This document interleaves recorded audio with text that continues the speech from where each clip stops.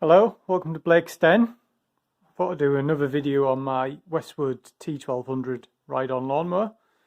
So I've done two other videos. One I did a winter service and two I changed the cutting deck on it.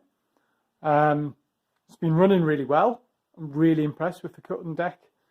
It's cutting beautifully. I've got loads of control over the height. I've had no issues with it grounding out. So I'm really happy with that. The only issue I've got at the moment is this appeared the other day, was the throttle spring, or the governor spring, which sits on here, is broken. So when you look at that now, that opens and closes the throttle. That's basically full throttle all the time, which is not ideal. So I've bought a new spring, so in this video I'll show you how to replace that. So firstly, how does this mechanism work? As you lift the throttle handle on the mower, you can see that mechanism there moving. So what that does, it moves up a slide, and connected to that slide is a spring which pulls this arm here. This arm is connected by the rod to the carburetor, so it's connected to there, which opens and closes the butterfly in the carburetor. It also governs the load on the mower.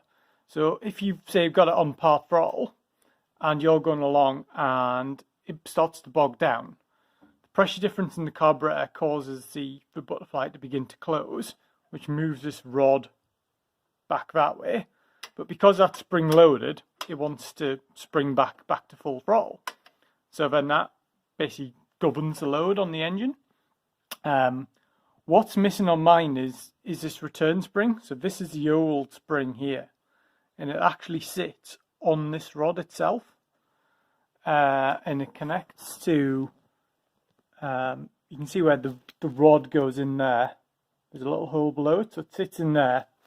So because those are on two different pivot points, this arm and that arm, when throttle's in that position, the spring's exerting force to try and pull it back, and then it gets to a point where the other spring, which is behind here, is pulling it to the right, basically towards the steering wheel. So you end up with a nice balanced position, and it sort of governs the load for any sort of throttle opening.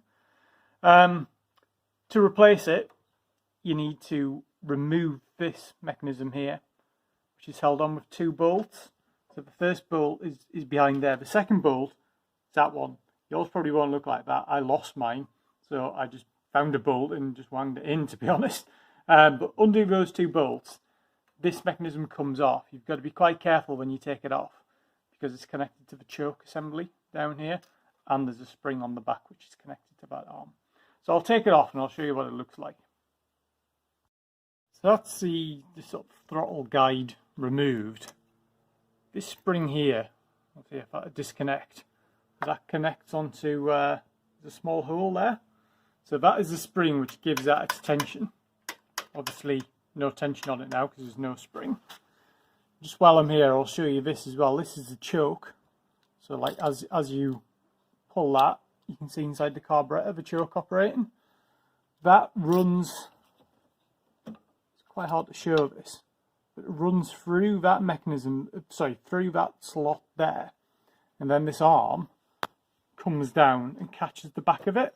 So that's like going up to full throttle, and then choke pulls it on there. So so yeah, when you put it back together, you got to make sure you get that through there, or otherwise the choke won't work. So I've got the new spring, genuine Briggs and Stratton item, part number 692207. Obviously check yours online before you order it. This is the right one for me. To get this spring on, I need to remove this arm. So I do remove this arm, but there's a small nut here. Just loosen that off, and then that arm will pull off. And then I can just unhook it from this end and then get the spring on. So I'll show you how to do that. So that's the arm off there. So this is the linkage here, which does the throttle. So this here is the new spring, and it's really, really fine, really, really delicate. almost a bit too delicate really, but that's what you need to put on. One end with a hook on it goes around the throttle on the carburetor, the other end goes on the linkage arm. To put it on, I think it's just a case of, let's see if we can do it. Just sort of sliding it on like that, and it should just possibly go around the bend. I'll probably need two hands to do it. I'll do that now, and then I'll show you where I attach it to. So that was quite fiddly, but not impossible. So you can see this is the arm on the back of a carburetor. We've just hooked it through that second hole there. And if you look at the arm here, a tiny little hole there, just below that arm, the hole where the arm goes through. So I go through there, and now you can see this arm, instead of being free, it's springing the throttle shut. So now when I get this mechanism back on and get the other spring on, it should stay in a nice neutral position in the middle. So I've pulled this outside now, so I can give it a test run. So it's all back together. See, the spring is on there, so that's the throttle in the lowest position, the smallest opening, so right at the bottom of its travel. And you can see that wants to spring back, still not springing back as well as I'd like.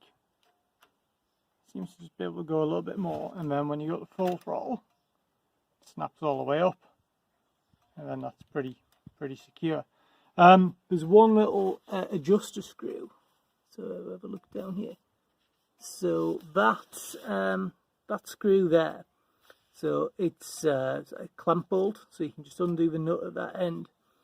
That I think controls a torsional spring, which controls how much force this arm sort of moves around with. So you can fine tune the running of the mower using that. I think I've got mine in about the right position, so I'm going to start it up. A little bit of throttle on, and see how it goes. It's going to be a bit noisy, this.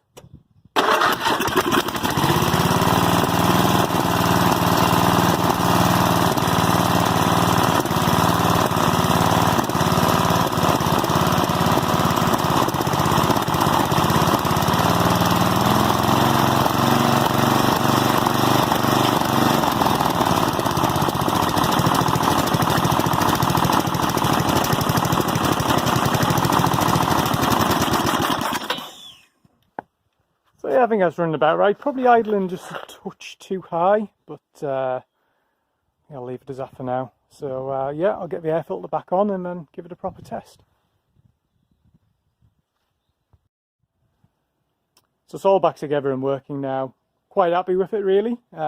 Possibly needs a tiny bit of adjustment on that screw when it's warm, just to allow the revs to go a tiny bit higher. But overall I'm quite happy with it.